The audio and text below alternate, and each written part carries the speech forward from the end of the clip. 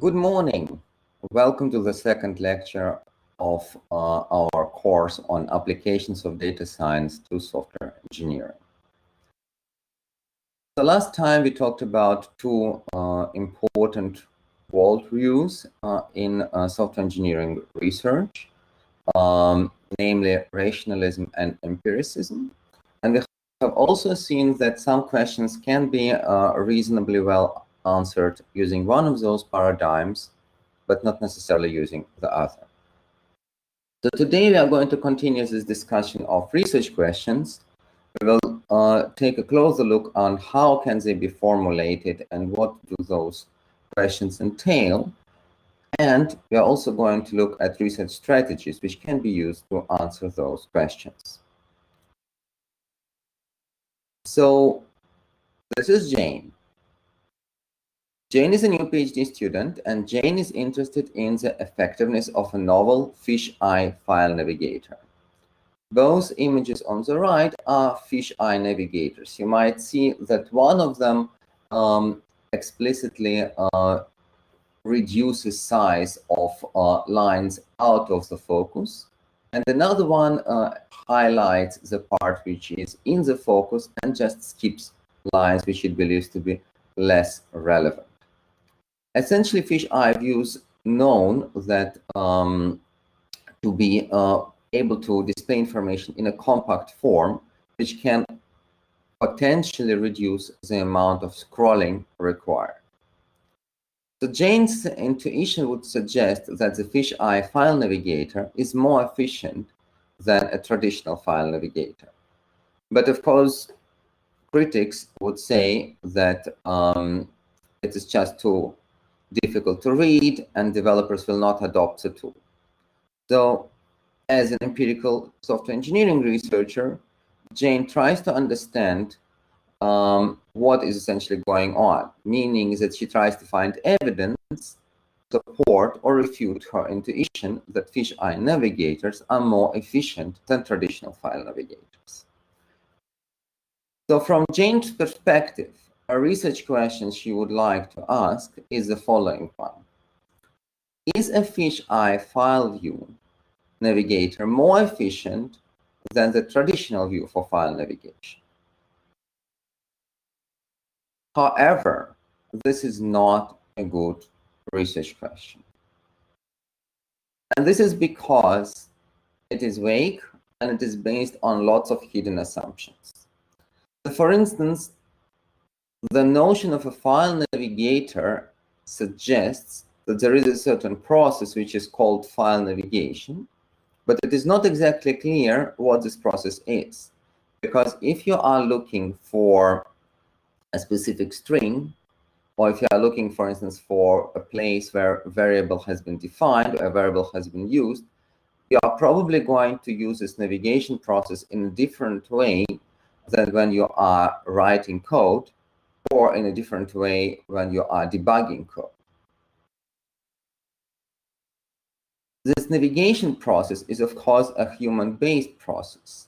So different people might navigate differently, based on their familiarity with the code, based on their general programming experience, and many other things. Jane wants to understand efficiency, but maybe efficiency is not something that the actual participants, that the actual developers are interested in. Maybe they would be more interested in comfort. How comfortable are they performing their task? So how do they perceive efficiency? If we still focus on efficiency, and if we still focus on efficiency, how do we measure it? Jane's baseline, so Jane's point of comparison, is a so-called traditional view for file navigation. Moreover, it is the traditional view, which implies that there is only one traditional view. But there, of course, can be many, and they can be different. And by the same token, as we already have seen on the previous slide, even a fisheye view, it's also a category of views. So there are different fisheye views which might be considered. And of course, depending on which one of them is considered, the navigation process might be more or less efficient. So this all triggers a question: how to ask research questions. And vagueness is, of course, one of the concerns, but there are more. So the following group of slides is based on the recommendations from the paper of Steve Easterbrook et al. You will see a reference in a moment. And they categorize their questions, research questions, based on what the goal typically is. So let us assume for the moment that we have observed the view on the right. We are not even sure what we actually see because there's a lot of fog. So what we want to know in the first place is whether the thing there actually exists. We might suspect that it's a mountain, but we don't really know whether it is a mountain or not. Once we have figured out that it is actually a mountain, Causee would like to know, what is it like? How tall is it? Is it covered with snow or not? And so on and so on. And let's assume that we also have some experience with other mountains, for instance, the mountain on the right.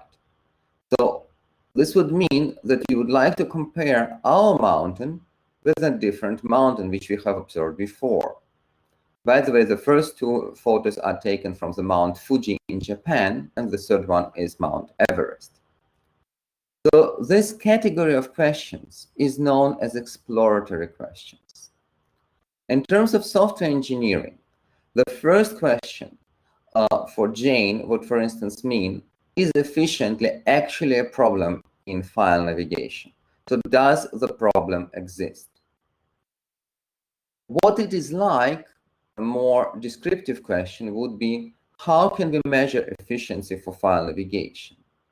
And then, of course, difference would mean how the fisheye views differ from conventional views.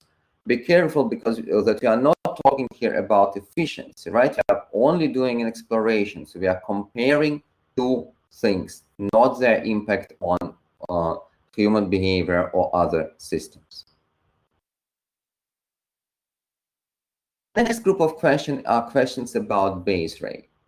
And going back to our Mount Fuji example, of course, to understand how special the Mount Fuji is, we need to understand the normal elevation of the surrounding area. So in this particular case, the normal elevation of Japan.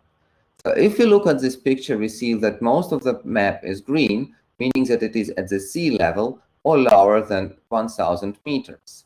Now this allows us to conclude that Mount Fuji is very high compared to its surrounding. When we are studying software engineering, we also need to understand the base rate. We need to understand what the new technology is actually being compared against. If you are introducing a new tool or if you're evaluating a new tool, you always need to compare it with existing solutions, which might be automated but might be manual.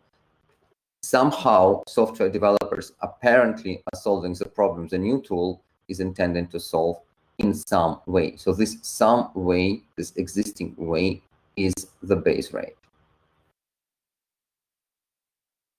A more careful question here, a more interesting question here, will be about relations between two variables.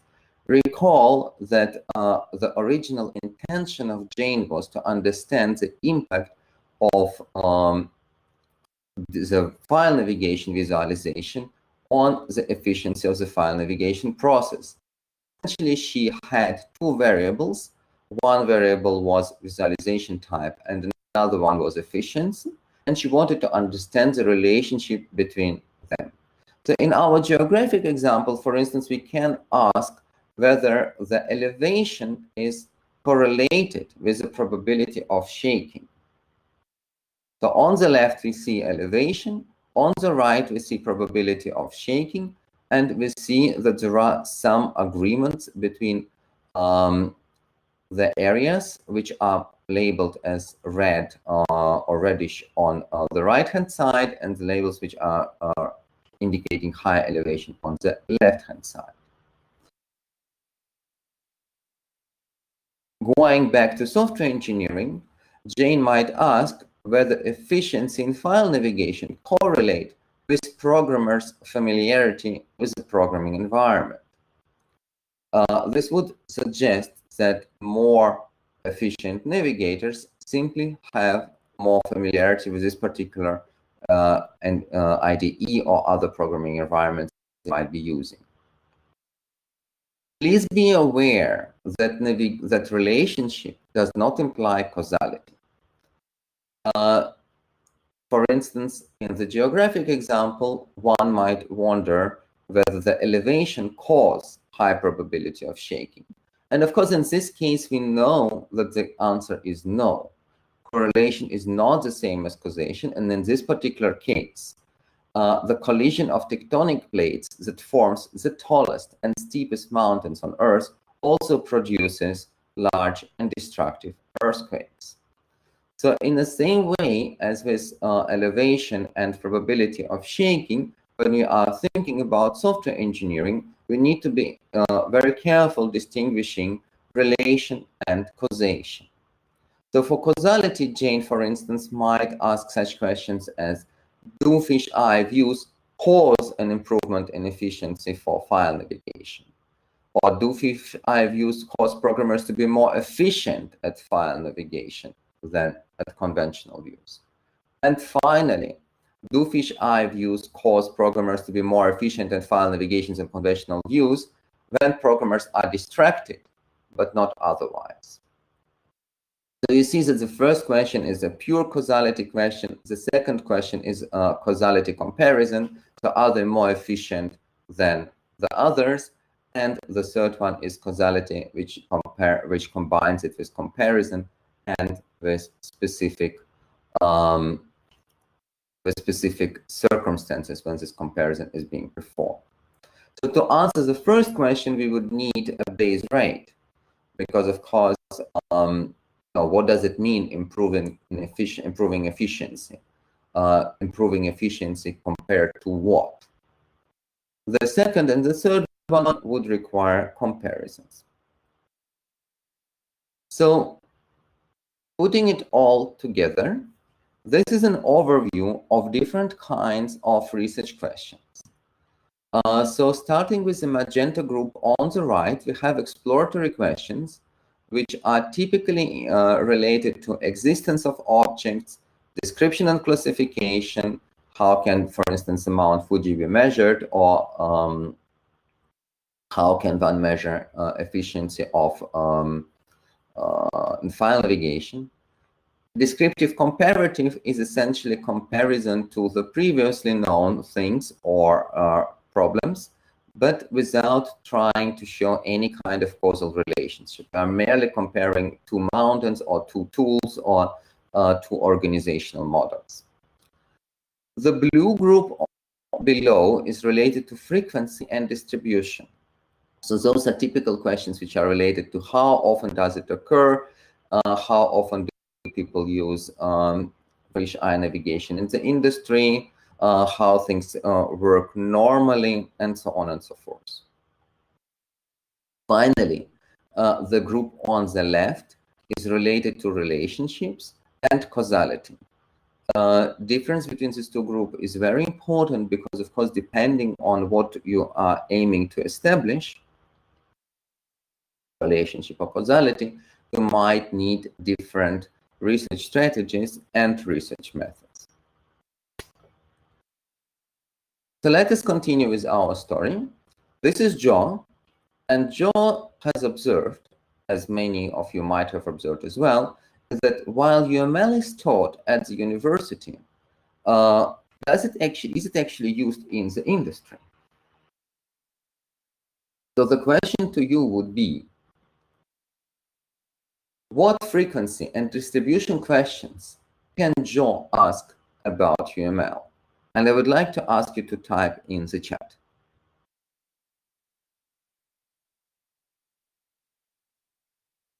So what frequency and distribution question can Joe ask about UML?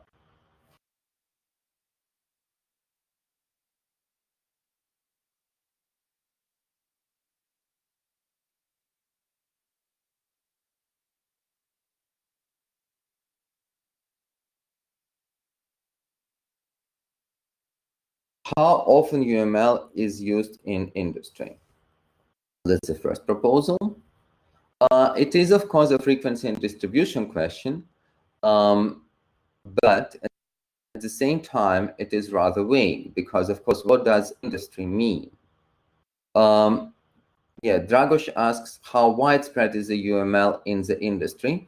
It is kind of rephrasing the previous question. So let's try to be a bit more specific.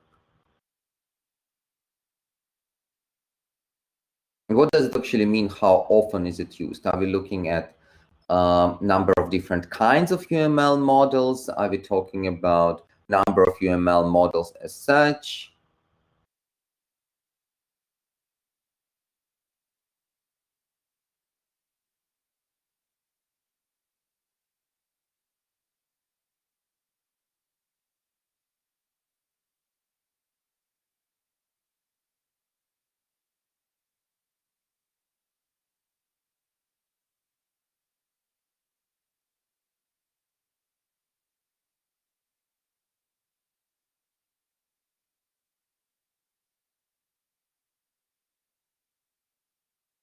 So I saw that there are two more attempts to make some suggestions, but I unfortunately don't see the suggestions themselves.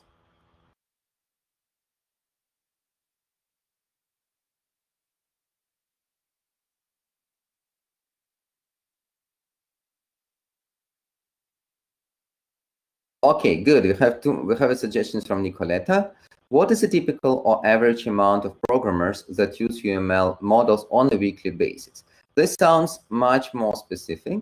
I would probably be even go a bit further and say something like in a startup company or in a large software company, because I would guess that the usage of UML might also depend on what kind of companies or what kind of projects we are considering. But as you see, asking this question, like looking at this map helps, but it is not a silver bullet. It still takes quite a number of iterations to formulate the research question such that it is clear and actually answerable. Because if it is very vague, we don't know how to answer it, because ultimately we don't know what we want to know. But let's assume that we are lucky, so we actually know what we want to know. The question is, of course, how do we know? And probably not surprisingly, different questions require different research strategies. So what are the research strategies? Research strategies take place between the question and the method. So we are going to talk about strategies in the remaining part of the lecture today, and we are going to talk about the method starting from next week. Essentially, when you are trying to answer a question, you need to choose a strategy in the first place. And then for each strategy, you have one or more methods which you can employ. So before we're going to talk about specific strategies, let us think about what kind of answers do we want to receive. This is a very generic car. It has 4 wheels, it has 2 wing mirrors, but we don't know anything about its speed. We don't know anything about the brand. It is essentially a generic model rather than a recognizable brand. So if we can derive any kind of conclusions based on this kind of generic model, then of course we can expect them to be held very broadly. They will probably hold for all cars or most cars. But at the same time, this kind of conclusions will be very shallow and not necessarily useful. I mean, yes, we know that most of the cars have 4 wheels and 2 wing mirrors. But what does it really tell us? And it's also possible that this kind of generic models might miss corner cases. And this is an example of such a corner case. So the car on the right is a prototype vehicle designed in China. Actually, it has only 2 wheels. So the generic conclusion we have derived based on the generic model does not hold here. A nice thing about this model is that we can actually ask more specific questions. For instance, a question about speed, a question about comfort, because it is a specific R. So this means that we can derive specific conclusions. But of course, this also means that the conclusions we derive are most likely to be applicable for this car and for this car only. So we will not be able to generalize. Okay. Continuing on the car theme, this is not a car. This is a car simulator. So essentially, you can see your road, your street somehow, and you can also see you have your steering wheel and you have a mouse to perform additional activities. Why are we talking about the car simulator? Because an important advantage of a car simulator is that we can control parameters that we would never be able to control in the real life. Since we can control traffic, we can control weather, and so on and so forth. And since we can control those parameters, we can also understand how they affect the driver's driving style. So this is a contrived situation which is controllable, but it is not realistic. Because, of course, drivers don't really sit in the chair, and then reality can be more complicated or different from a simulation. This is an opposite situation. This is a police officer who is checking the behavior of the car driver. This is a real car driver and a real police officer in the actual context. But of course, since it's a real context, we cannot control the factors which can affect drivers' behavior. Again, think about weather, think about traffic, think about visibility, but we can observe it. So those two oppositions between control and realism and between genericity and specificity are going to govern our discussion of research strategies.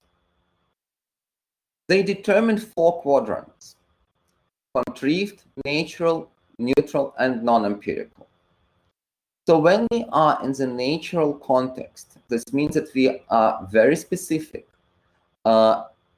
We are very rich on context, and usually we cannot manipulate it. So we can observe how drivers actually drive on the streets, given weather and visibility conditions, but we cannot change weather or visibility conditions. The contrived quadrant is a situation when all or almost all parameters are under control, but the situation is not realistic. Think about our driving simulator. We can control a lot, as much as possible in any case, but the situation is not realistic. The neutral situation is a situation when the differences between cars have been neutralized. This is the story of this generic car, you might remember it, right? So we have this generic car. Maybe we can influence, maybe we cannot, but it's something very, very generic. And as such, it has promise of being providing results which are applicable almost universally, but of course also has a risk of missing specific details. And finally, the non-empirical quadrant, when you are realistic, you are not necessarily based on observations. So we are going to see that for each one of those quadrants, we have 2 different research strategies. And here they are. Starting from the natural quadrant, we have field studies, field experiments, experimental simulations, laboratory experiments, judgment studies, sample studies, formal theories, and computer simulations. We are going to discuss those strategies one by one. and we are also going to compare them in order to understand what can and what cannot we do in each one of the strategies. So based on this discussion, you should be able to decide which strategy would be most appropriate given the research question you have in mind. So let us start with the field study. So the metaphor which I would like to use for the field study is a jungle. Jungle is a natural setting that exists before the researcher enters it. The main goal of the field study is to reduce the impact of the researcher or the intrusion which is being inherent in performing the research in order not to disturb realism. So the main strength of the field study is realism.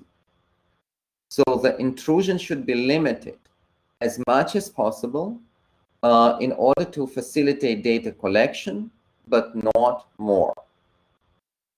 This means that field studies can facilitate studies of phenomena and actors in their natural context.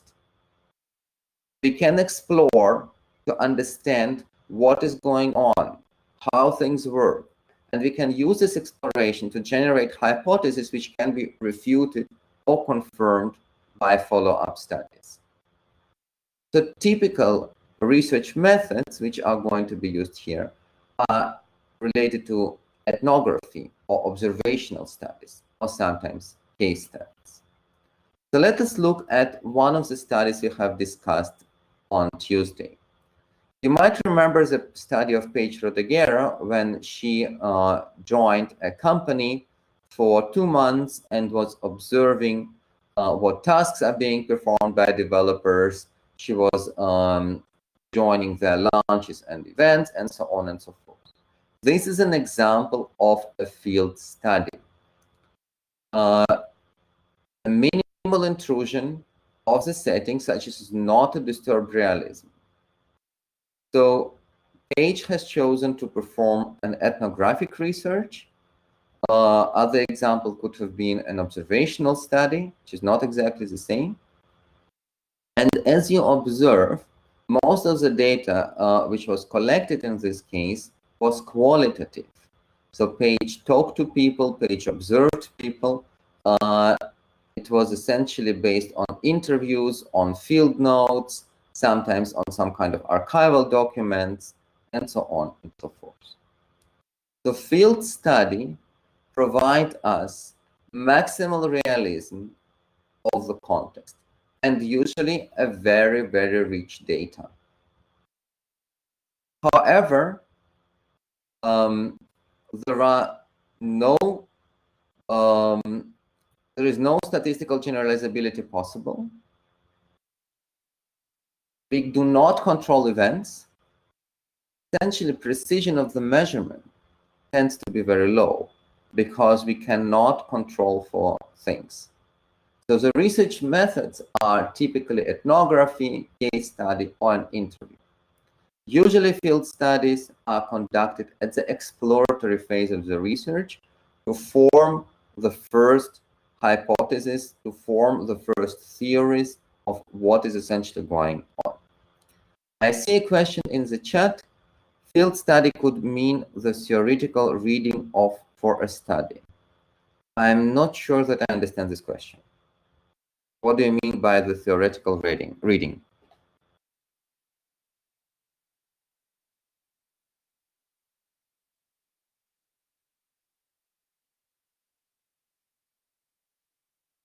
I mean, just reading. Field study could mean reading for a study.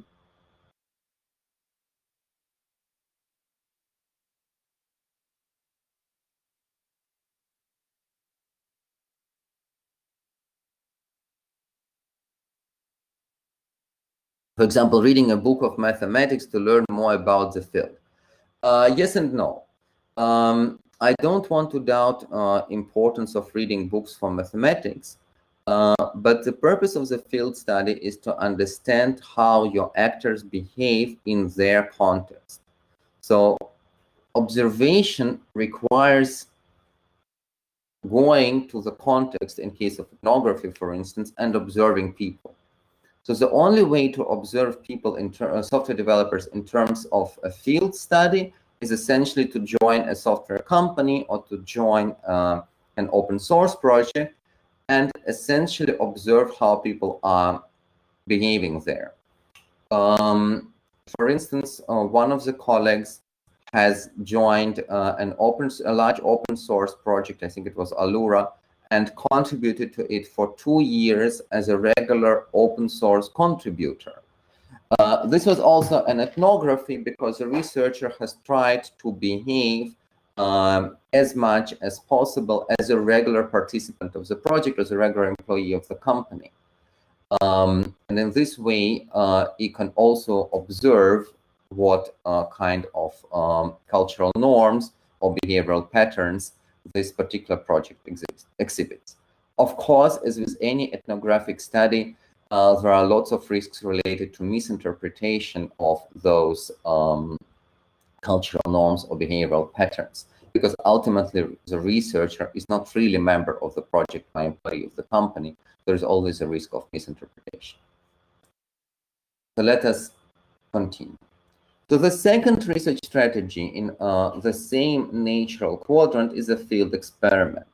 So as a metaphor, we can take a natural reserve. So a nature reserve is a pre-existing setting. It's a pre-existing park, but there is a high level of intrusion which is allowed to, which allows us to manipulate some aspects of the setting. So for instance, we can split our nature reserve to different parts, and we can perform different treatments on different parts of the reserve. Flora and fauna in a nature reserve can still thrive as normal, but for instance, we can place fences. We can separate the wildlife into different treatment groups. So usually field experiments are used to investigate, evaluate, or compare different techniques. But this comparison is carried out in the real world and within the pre-existing setting. So another example of, this is an example of a study which has been conducted as a field experiment. It's a study of Bente Ada and their co-authors. So a Norwegian research institution has published a requirement specification, and it has called a tender to 81 companies to implement a software system based on the requirement specification. 35 of those companies have actually responded, and 4 have been selected to build and develop the system independently. For each one of those companies, the recorded information about price, schedule, costs, reliability, usability, and maintainability. And then they compared what the companies expected in terms of those variables and what the companies have actually delivered in terms of those variables. The question behind all this was, to what extent are those estimates of price, schedule, cost, and so on actually reproducible? Because if we expect, for instance, price estimation or cost estimation and so on to be a reliable measure of the software development process, a reliable way of estimating software development process, of course, given the current requirement specification, their estimates should be more or less in line. So there, of course, can be differences related to different companies, but in general, all those estimates should be pointing in the same direction. So what we see here is a so-called evaluative case study. So each one of those companies was nerved in what they have been doing. They've been using their own processes and their own people. And ultimately, the researchers have performed an evaluation comparing the insights from different companies. So what do we have here? We have here a high degree of realism of the context. Again, it's a maximal realism because it's still the same real companies, real people, real processes. The data is very rich, but at the same time, there is still no statistical generalizability, and of the measurement depends on the context. In terms of methods, it's typically a case study research, experiment, and action research. And now it is for you. Here is the question. And there are two options, a field study and a field experiment. So I'm going to start the poll. Just a sec.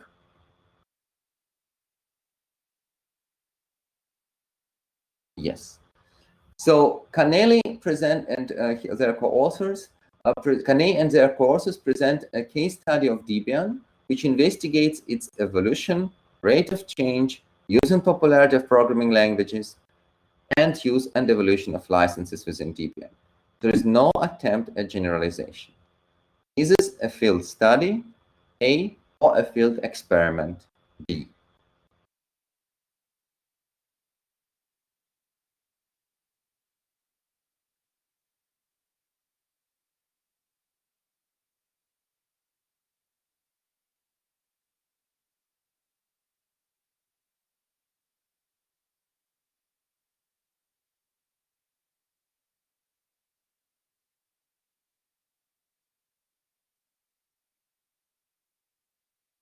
Field study A, or field experiment B?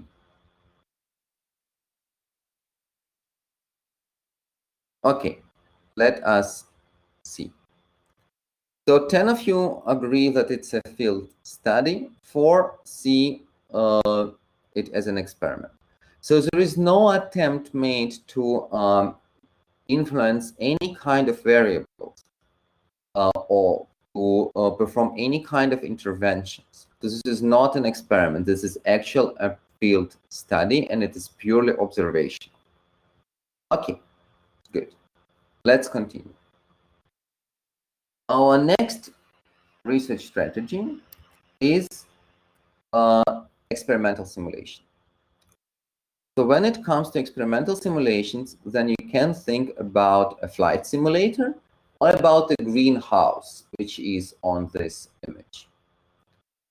So it is, of course, a contrived setting.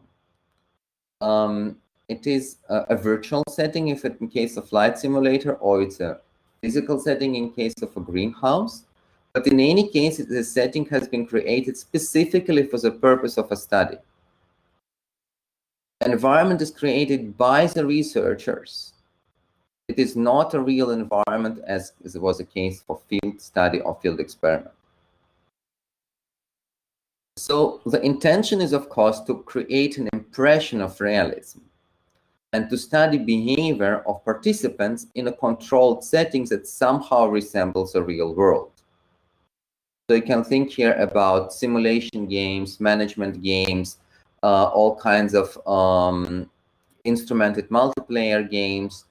Those are typical examples of simulated environment, which is used for experimental simulation. This is not the most popular method in empirical software engineering, but several studies have been conducted. So what do you see on the left-hand side of the slide is old sorting machines of the United States Postal Office. So those machines are based on barcodes. This means that every day a person called a barcode sorter supervisor makes a series of program assignments. And the number of those program assignments varies between 80 and roughly 100 per shift. So essentially, they decide which mail should be allocated to which machine and which sorting program to use, and so on. So this kind of decisions are typically interdependent. For example, decision on which machine to use will depend on which machines have been used before, or which the amount of the incoming mail, and how can it be sorted and how cannot be sorted.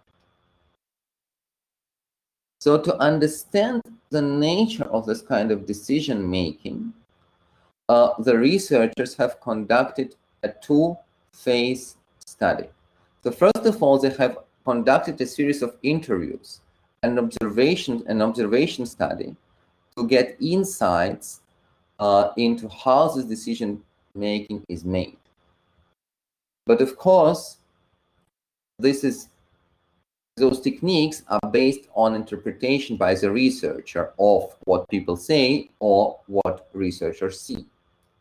So to verify this and to see whether people actually do what they say they do, which is often not the case, the researchers have created a simulation environment based on the scenarios observed in practice, and then they have built a keystroke logger to check how people are actually making decisions on which machine to use and how to schedule this processing.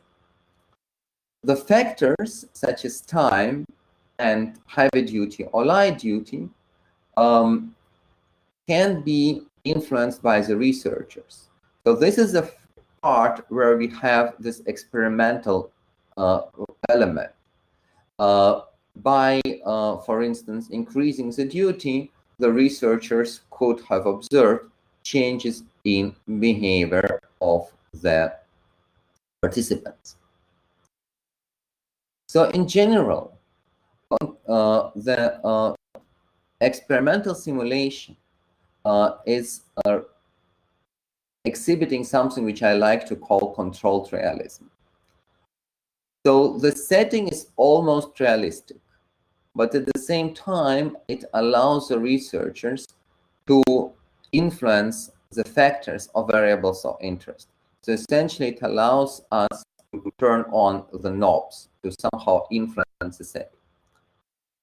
Of course, since this setting is not real, even so it tries to be as realistic as possible, you cannot really generalize it, and it is this failure to create this realistic impression might unintentionally influence behavior of participants. Usually, this realism tries to imitate a specific setting. Again, the word realism suggests it. But this also means that insights which can be obtained from such a study are probably limited to this particular setting.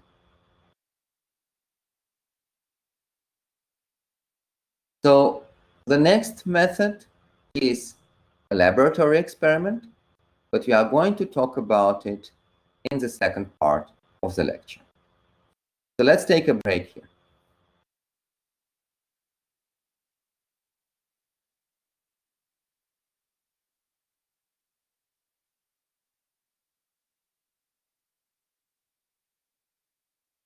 Okay, welcome to the second hour of our lecture on research questions and research strategies. So in the first hour, we have briefly discussed what kind of research questions can be answered by means of empirical software engineering research. And we have also charted the territory of different research strategies based on the axis of generalization and realism. I have also talked about three of those research strategies: field study, field experiment, and experimental simulation. And we have arrived at the laboratory experiment strategy. The metaphor which can be used to describe a laboratory experiment is essentially a clean room, a test tube. It's a completely contrived setting which has been created specially for a study, with a high degree of control of all measured variables. So we can be completely sure that what we are measuring is actually as accurate as possible. So it is similar to the experimental simulation in a sense that it is a contrived setting, but while experimental simulation tries to achieve a certain degree of realism, This is absolutely not the case for the laboratory experiment. For the laboratory experiment, it's completely clear for all participants involved that what is going on is not real. There is no attempt to create an illusion of realism. However, this is usually the way to ensure there is a relationship which one observes between variables is actually there. We achieve high degree of precision, and we can even establish causality because we can actually see how the things are influenced. Let me show you the next slide. You probably remember that on Tuesday we have talked about a study, Krüger and their co-authors, about similarity or dissimilarity between prose writing and code writing. Remember that the participants have been put into the fMRI scanner, and they have been asked to perform a series of writing and programming tasks. And then the data has been analyzed statistically and visualized using the image on the right part of the slide. This is a laboratory experiment. This is the situation when we have maximal degree of control. Students have been specially selected. They have been subject to demographic evaluations. They have had to show that they mastered C language by means of a programming quiz. This is a situation when people have been essentially as many variables have been controlled as possible to ensure that essentially we only observe differences between the kinds of tasks, prose writing versus code writing. So what are the advantages and disadvantages of lab experiments? So a lab experiment, the main advantage of a lab experiment is that it can be used to establish causality, because essentially we consciously exclude all kinds of variables which might have disturbed or blurred up the relation between two variables of interest. The lab experiment is all about control, and as such, it leads to a highly artificial, completely non-realistic setting. So all the advantages of field studies like realism, like richness of data, it is all completely out of the window. This also means that it's a very reductionist, in a sense that we are reducing the complexity of a real-world phenomenon to the relationship between two variables, which might be established in a lab. Of course, generalization is out of the window unless you are really establishing some kind of very fundamental things. So what kind of methods can be used? A randomized controlled experiment is one of those methods. Quasi-experiment is another method. We are going to talk about controlled experiments in lecture 7 already. We will see how to organize such experiments, and it's of course not always about fMRI. A question for you. Here we have yet another description of an empirical study. Jongeling et al. Has investigated to what extent results from software engineering studies using sentiment analysis depend on the choice of sentiment analysis tool. So just for your understanding, sentiment analysis tool is a tool which, given a piece of text, can say whether its sentiment expressed in this text is positive, negative, or neutral. So for instance, if I say something like code is really, really ugly, then a sentiment analysis tool will typically say the sentiment of this expression is negative. So through experimental comparison, the authors find that tools do not compare with manual labeling, and nor do different tools agree with each other. Based on this on this description, please decide, was it a field study, was it a field experiment, was it experimental simulation, or was it a lab experiment?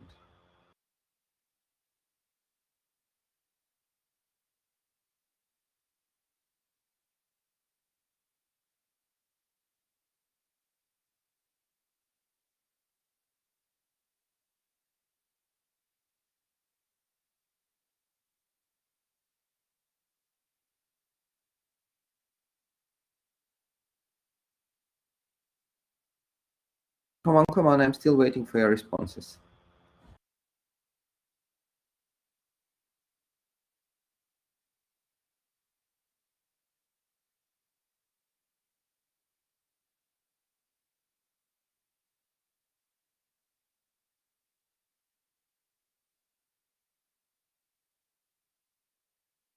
Okay. So as you see, this was a difficult question. Most of you tend to believe that this was an experimental simulation, but this was not. This is actually a lab experiment. This might appear very strange because the participants here are not people. Participants here are systems. In this case, those are sentiment analysis tools. So indeed, through experimental comparison, should exclude field study. The setting which we are talking about was completely contrived. So it is not a field experiment, right? We know that they have been using tools on to compare them with each other and to compare them with manual labeling. And it was not experimental simulation because essentially there was no simulated process going on. Okay, let's continue. The next group of studies is known as the judgment studies. Judgment studies are quite popular in software engineering, so please listen very carefully. The metaphor for a judgment study is a courtroom. So here we have judges who are essentially listening to the case and ultimately forming their opinion. In a way, in software engineering, we will be trying to do something similar. So we'll be trying to elicit information from our subjects for purpose of evaluation or study of an object.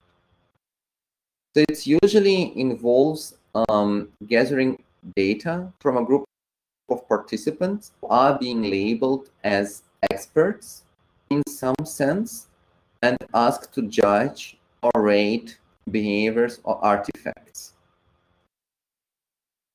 We usually trying to involve people who are informed or who are indeed experts because they are interested in listening to well-founded opinions. They are not interested to knowing, getting as many answers as possible. We are interested in the voice of an expert. If, moreover, we would typically be interested in hearing opinions of different experts. And this can be seen as an attempt to neutralize the setting. So essentially to nullify the context. Because of course, if I'm interviewing a person from Philips and a person from a small startup, then their opinions might be very different. So by combining the insights from those two people, I might be interested in obtaining some kind of shared knowledge, or shared insights are broadly applicable and go beyond the specific context. Let us take a look at a specific example of a judgment study.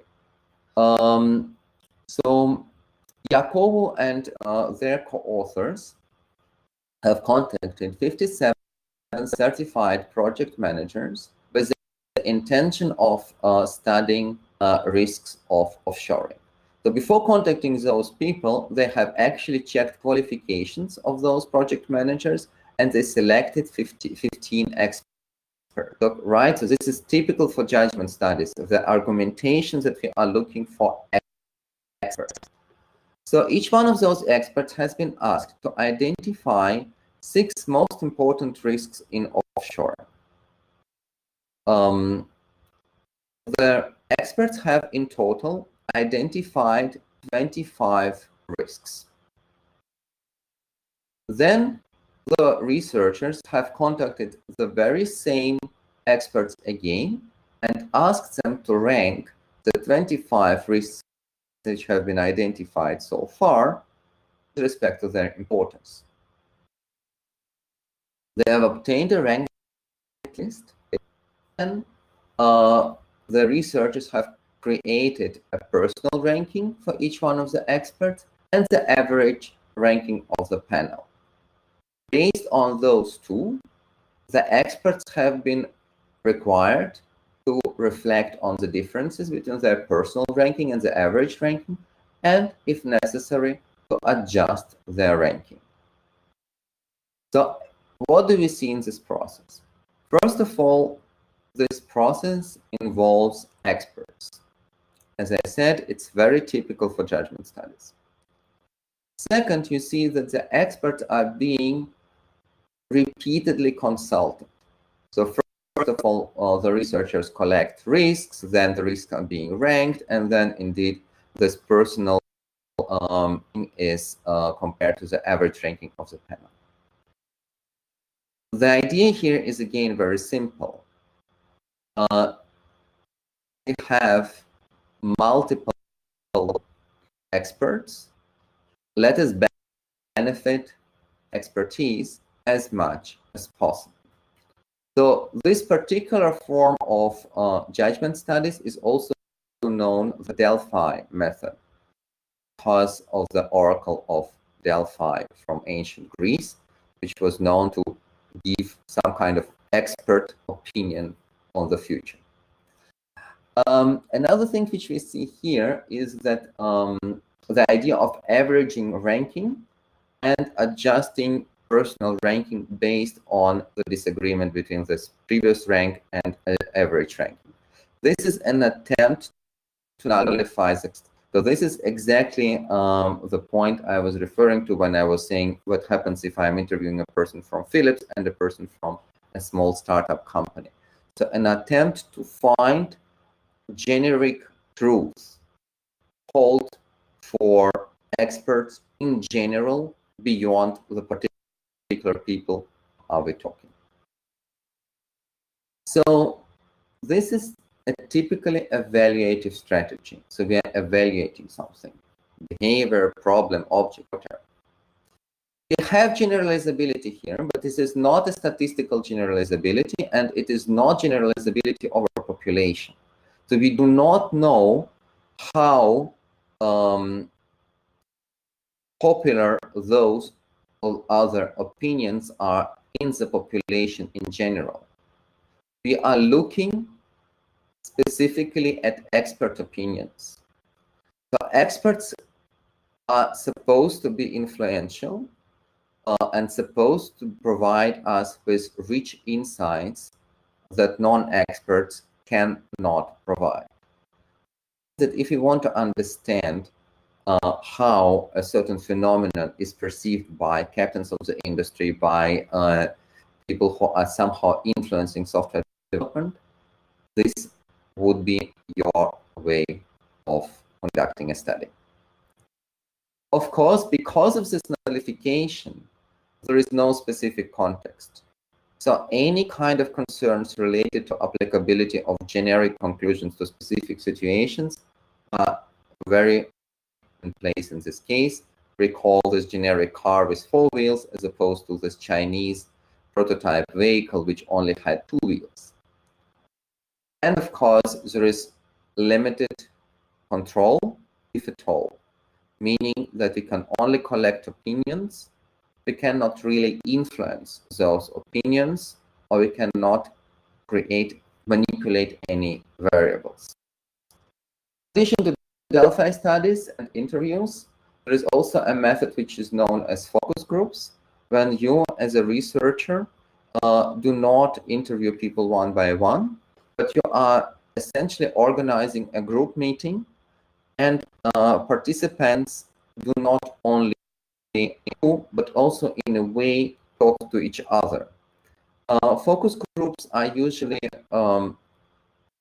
allow us to elicit opinions which might be less common or less easily expressed. It becomes easier for participant A to express to support an unpopular opinion if participant B has already voiced it before. Otherwise, we might end up with a situation when participant B is the only one who voices such an unpopular opinion in the interview study, and other participants, while being interviewed one-on-one, do not voice such an opinion, meaning that we are essentially underestimating prevalence of an unpopular opinion. We are moving to the kind of study, sample study, also a very popular technique.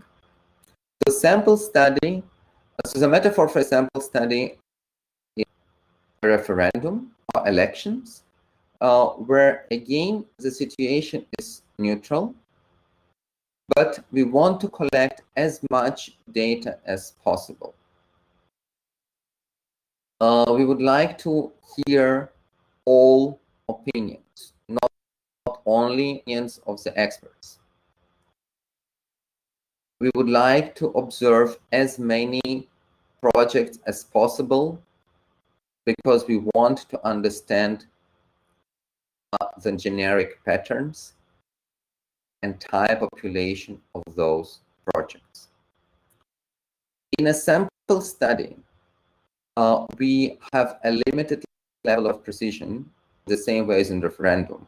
We cannot influence a variable. We can only collect the data and observe it. And of course, whatever data there is, we just need to deal with it.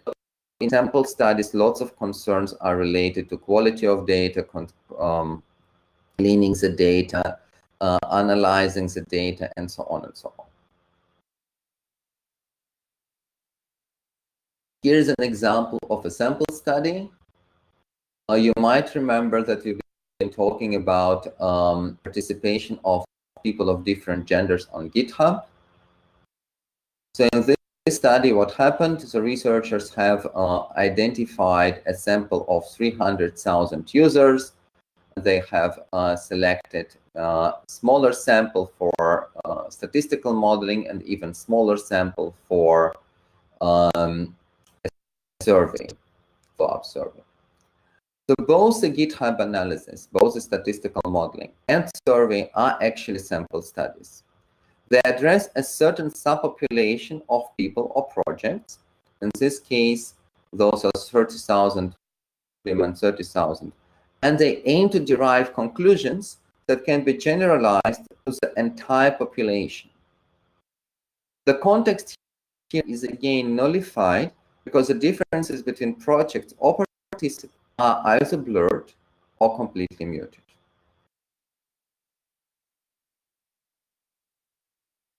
How this kind of studies are usually carried out? Usually techniques which are coming in this context, typically surveys, reviews, and repository mining.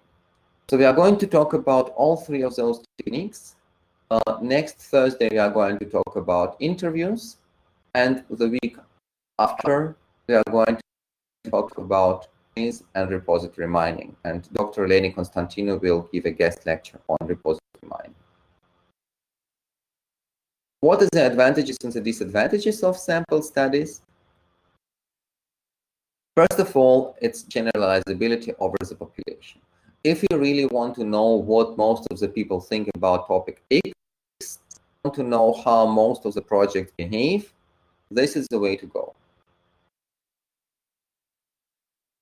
Sample study, it is relatively easy to get a large sample. to support statistical inference. Relatively easy, of course, should be taken with a grain of salt. In the previous study I was talking about, we have analyzed repositories of 30,000 women, 30,000 men, and so on and so on. So you have those enormous data sources such as GitHub and Stack Overflow, where we can get lots and lots of data points for many different software engineering questions. Of course, if instead of studying projects, we want to talk to people, then it becomes more tricky. Software engineering surveys rarely reach thousands of respondents, although examples are known when this has been successfully accomplished. So ultimately, we are talking about something like 80 or 100 respondents for a decent survey. The numbers for interviews are usually even lower.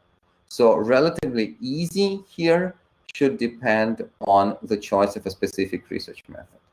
But indeed, if you are looking for statistical inferences, this is the way to go. Problems with sample studies are usually that the data comes as it is. You cannot influence projects of 60,000 repositories of 60,000 people. Typically, the methods we are using in this context, such as surveys or repository mining, limit the number of data points per participant and the number of insight and the insight we can get. So it is the traditional opposition between going deep and going broad. So interviews are usually associated with going deep. You can interview a limited number of people, but you can ask very profound questions. Survey has predefined questions. Often those questions are multiple choice, also not always. You can reach a larger population, but the insights you are getting in this way are usually less profound. So survey studies can be seen, sample studies can be seen as a neutral mechanism, trying to nullify the context and derive generalizable results over the population. Here we have another multiple choice question. The study has been conducted by Mitchell Joblin and his co-authors, and they investigated the evolution of developer coordination in open source projects. They have analyzed 18 large open source software projects, and they try to generalize their findings to open source projects as a whole. So, what is it? A field study, B, a sample study, C, a judgment study, or D, a lab experiment.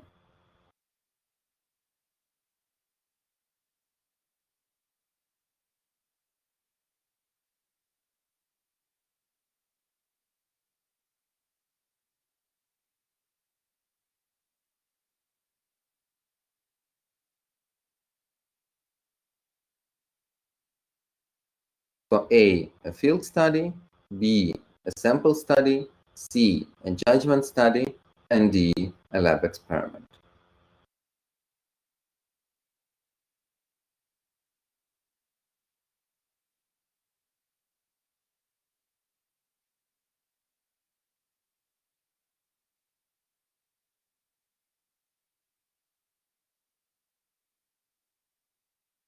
Okay, let us publish the results. As you see, this was an easy question. This is indeed a sample study. There are no attempts to convey a message of expertise. So it's not a judgment study. Variables are not being manipulated in any way, so it's not an experiment. And while, of course, there is a certain degree of realism there because they looked at existing, it's not a field study because they are trying to generalize the findings rather than to provide findings which are specific to the given context. Good. The two remaining research strategies are not empirical, but for the sake of completeness, we are going to discuss them as well. Formal theory can be compared to a jigsaw puzzle. The goal of a formal theory is to develop a conceptualization or a framework or a theory around a given topic. For instance, around coordination within software development teams. So the focus is then on formulating relations among concepts or explanations which would hold for a wide range of concepts. So formal theory building can be based on previous empirical studies, but it is not an empirical study on its own. It's an attempt to lift the observations and the insights which have been derived from those observations to a higher abstraction level. Typically, theories are low on realism because they do not consider specific insights, specific context. And usually we do not manipulate anything, so it's not empirical. We do not measure actual things. Just to give you an example of a formal theory which has been derived from the empirical software engineering data, I will briefly discuss the idea of socio-technical coordination. James Harpslab from Carnegie Mellon, who is the author of the theory, sees software engineering as a distributed constraint satisfaction problem. So it is distributed because there are many participants, many organizations, and so on.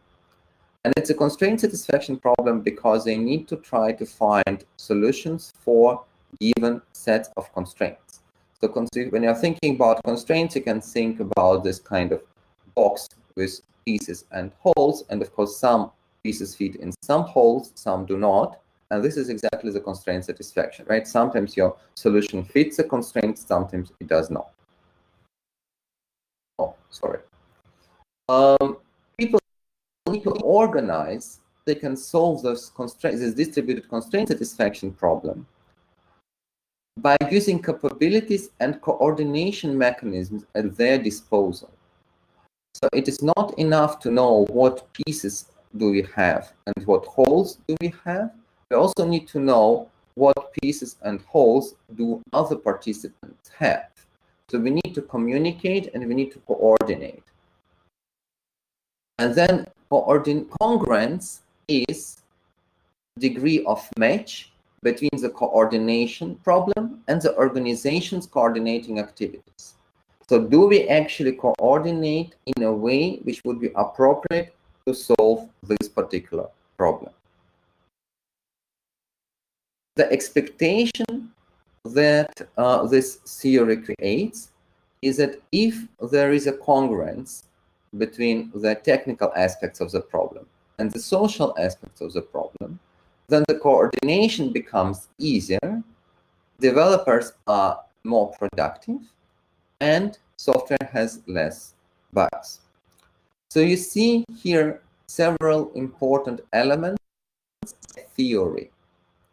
This theory is based on some observations and on conceptualization of those observations in generic terms, in abstract terms, right? So you are talking here about coordination mechanisms and capabilities instead of referring to specific capabilities such as familiarity with framework A or programming language B, availability of developers of a certain experience, or specific coordination mechanisms such as Slack or mail.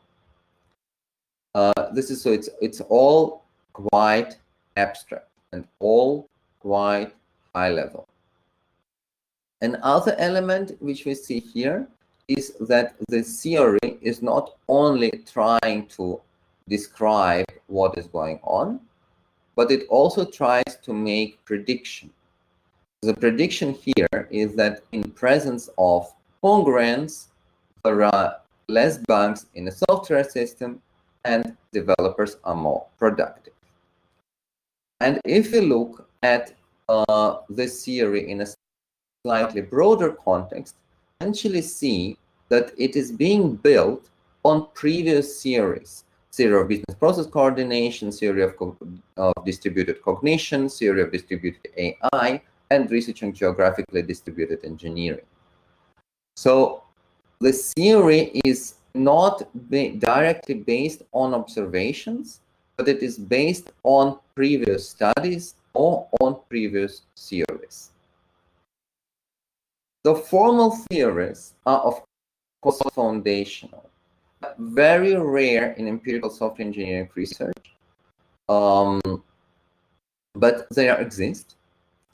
Since they are formal theories, they can be expected to be highly generalizable.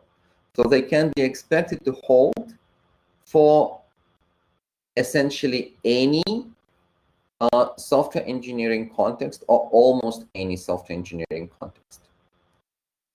The focus is then, of course, on development of hypotheses which can be derived from this kind of theories, and then those hypotheses can be refuted or confirmed by follow-up empirical studies. So if we believe in socio-technical congruence, for instance, formulate a hypothesis that would say developers that are more active, like if you see a lot of communication between two developers on Slack, then we will also see a lot of communication between the components maintained by those developers in terms of caller-colleague relations. This could be one possible hypothesis related to this socio-technical congruence. Another hypothesis would, for instance, link better congruence to more bugs in a specific software engineering project. At the same time, because of this high abstraction, this is low on realism, right? So this means that there are no specific contexts, there are only abstract concepts. And also there is no manipulation of variables. The last research strategy I would like to mention is computer simulation. An example here would be something like a forecasting system. It's not empirical. There are no recording of observations of the real world, even so this kind of observations might have been conducted before computer simulation research has been performed. There are no actors, there are no people, there are no real world systems. This is the difference with experimental simulation we've been talking before. And there's also no real world behavior. Everything is within this simulated environment.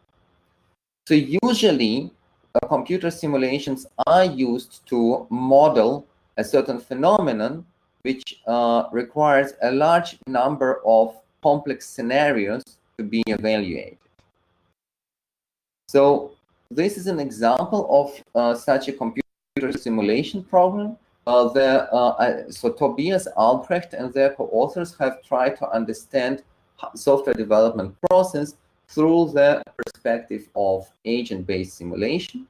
So they have created a simulation tool where, depending on all kinds of parameters, you can see whether developers are capable of performing their tasks or not, whether they're asking for help or not. And essentially, in this way, they can evaluate how the software development process unfolds.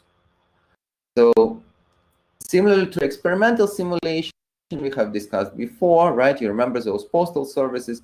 The data comes from previous observations, but while in the experimental simulation, actual people perform the tasks, even though those tasks have been manipulated, they've been still actual, and people have been actual. Here, the process is completely simulated by the agents. So the primary advantage here is that it is very easy to evaluate many complex scenarios. And complex scenarios can be software development as a whole, but you can also be parts of it, such as, for instance, code reviews. Results are, of course, as good as the model is. So if we don't know that our model adequately represents reality, then the results are pretty much meaningless. It is very hard to generalize anything here because it's completely simulated and you don't know what are the boundaries of this kind of simulation. So if you generalize a little bit more, will it completely break or not? And of course, no manipulation is possible. So the method here would be, of course, development of software for the simulation environment and actually running the simulations themselves. So let me skip this slide So this is what you have seen. So we have seen 8 research strategies positioned with respect to those 2 axes of control, realism, and genericity, specificity. So we need to understand a couple of things. If we are looking for the maximal realism, we need to conduct field studies. Field studies give you a rich context, very specific to one company or one object. If we are looking for maximal generalizability, then we should be somewhere between sample studies and theories. Sample studies give us maximal generalizability over populations. Formal theories give maximal generalizability because of the application, which is very broad, and studies which are kind of far away, they give generalizability over opinions, but not necessarily over population. If we are interested in measurement, in distilling relations between variables, then we need to conduct a lab experiment. So it's a test tube, it's a completely artificial setting, but this is what we have. So Klaas-Jan, Stol, and Brian Fitzgerald, who have proposed those 8 research strategies, also have performed this literature study to see how popular are those studies in software engineering research. So you see lots and lots of sample studies.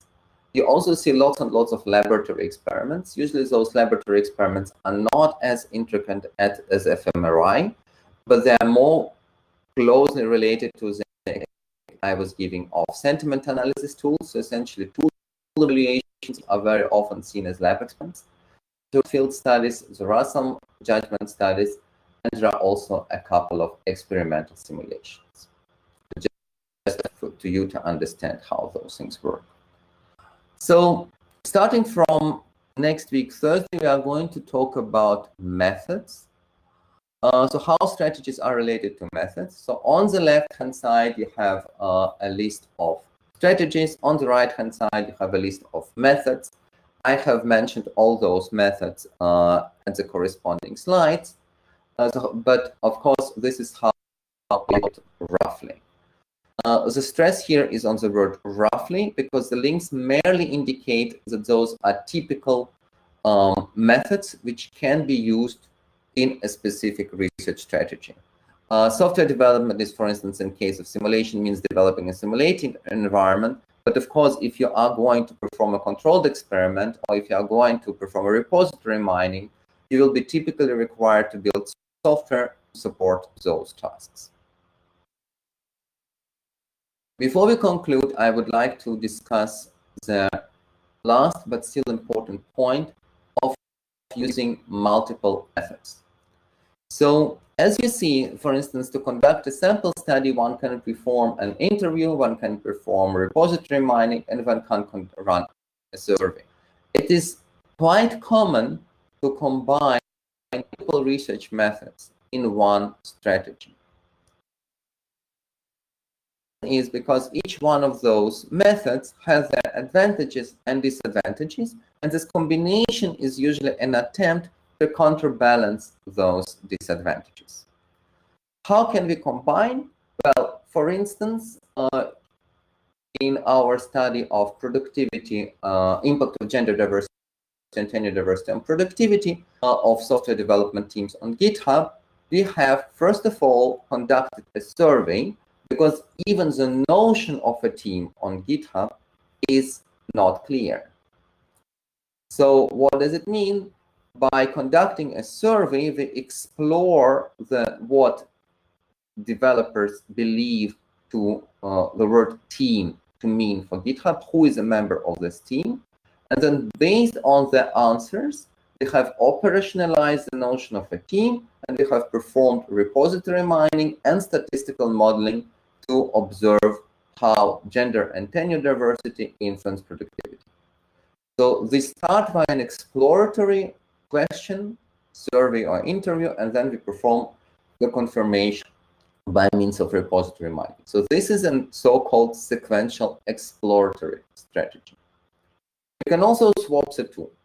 So in the second study, which is in the lower part of the slide, we have first of all performed repository mining. So we have observed that questions on the mailing list about statistical package R are usually answered slower than on the Stack Exchange website related to the same statistical package. So this is purely observation, but we have no idea why it happened. So then we have conducted a survey to collect the insights from developers to explain this kind of. So we have a sequential exploratory strategy when we're starting from nothing and we are trying to perform exploration. And we have a sequential explanatory study when we are starting with a phenomenon which we have already observed, but we, in order to understand it, to obtain explanations, for instance, by means of a survey or an interview. We can, of course, do more than that. We are not necessarily performing this kind of studies sequentially. We can also run them in parallel, and in this way, we cannot say that the results of one study inform the results of another study. So in this case of, again, gender on and social capital on GitHub. So what we've done there, we have performed a repository mining, we have run a survey, and we compared results. This is what is known as triangulation. So in case of triangulation, we are trying to observe different perspectives on the same phenomenon. So in this case, we have chosen two different research methods to obtain different complementary or comparable insights in the problem we are studying. So triangulation means that we are running two studies in parallel and see how the results compare. So in the coming lectures, we are going to talk about things like interviews, controlled experiments, repository mining, and surveys. As you see, there are more techniques which I will not be able to cover in this course. I meant to explain some of them very briefly today. If you are interested, just ping me and I will be happy to provide additional literature, but that's what it is. Part, you are going to, every week you are going to receive a quiz. The quiz is going to open on Canvas much immediately after the lecture. You will be given 5 papers, and for each one of those papers, you should be able to identify what research strategy has been used in this particular paper. This does not mean that you need to read those papers through and through. Familiarize with them. This means that you might be interested in reading the introduction and you might be interested in reading the methodology, because those two sections contain information about what research strategies have been used. This quiz is an open book. You are allowed to use information from this lecture or from the paper from Klaas-Jan, Stol, and Brian Fitzgerald. This lecture is based on exact bibliographic reference is in the lower part of the slide. This quiz is graded. I have discussed with you on Tuesday how exactly it will influence your final grade. Any questions about those quizzes, please use Slack to ask them. You will have 1 hour to answer this quiz, and you should submit the quiz before the lecture on Tuesday. So, to summarize, about different ways of phrasing research questions. The paper with this classification came from is by Steve Easterbrook et al. We have seen that there are different strategies which can be used to answer those questions, and that each strategy is typically associated with specific research methods. We have also taken a closer look at what does it mean, a research strategy, and how to choose a research strategy depending on what we essentially want. Do we want realism? Do we want generalizability? Do we want control? Don't we want control? And we have also seen a list of typical research methods which are associated with those strategies. This concludes our lecture. If you have any questions, please put them in the chat.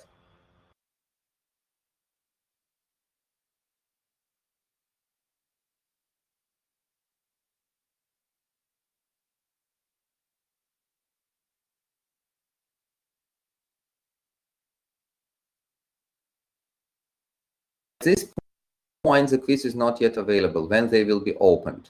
Will be opened as after the lecture. So Nathan will make them available.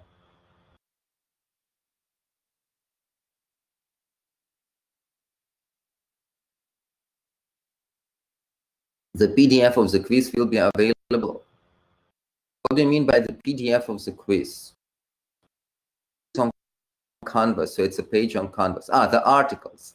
So there are links to those articles on Canvas.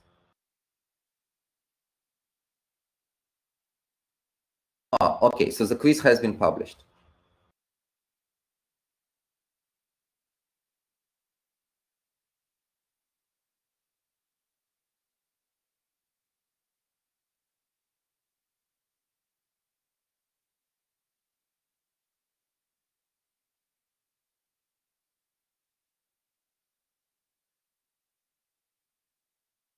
Do you need to be connected to the VPN to read the articles? I would suggest that yes, but Nathan can answer it better. PDFs have been uploaded to Canvas. We need to be careful with it, so because we are of course not allowed to put this stuff on Canvas.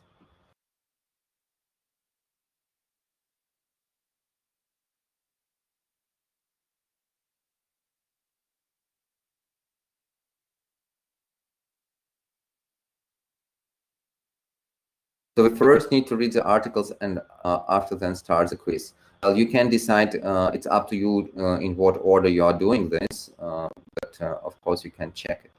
Yes, assignment part 2 is not yet open on Canvas, so we cannot see this yet. The link in the syllabus doesn't work. Yes, this will be made available next week.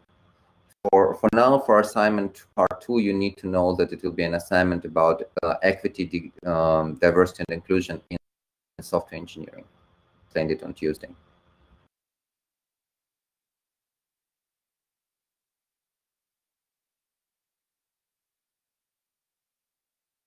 Okay. Said if there are no further questions, I'm going to stop the recording. But of course, you are very welcome to ask questions you might have on our Slack.